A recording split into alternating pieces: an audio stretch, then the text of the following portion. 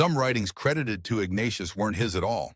They were later fabrications to push Mary's elevation in the 4th century. We're going to be sifting through all of Ignatius's 7 considered authentic works. I say it that way because there's actually 3 different groups of letters. The short Syriac recension has been dismissed by text scholars being an abbreviated translation of just 3 of the 7. The longer recension has the 7, but greatly expands, like doubling, on the content in each of the letters, along with 6 additional letters into the mix. A simple example of the longer expanding is in the letter to Smyrna by adding the name Polycarp as just likely a clarifier to which bishop Ignatius was referring to. An example of, holy cow, did that guy get carried away, is in Ephesians chapter 7. You can see the length of the longer is greater than doubling the length of the shorter. And then, if you were to look at the expansion wording, is that it greatly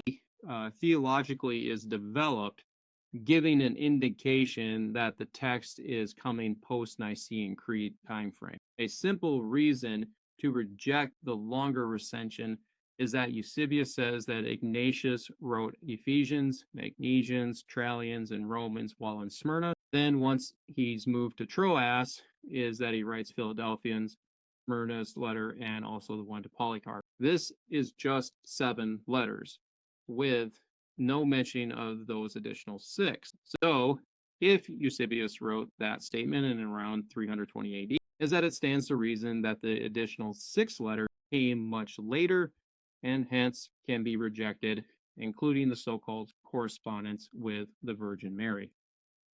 That false letter was done by an unknown author writing under the guise of Ignatius.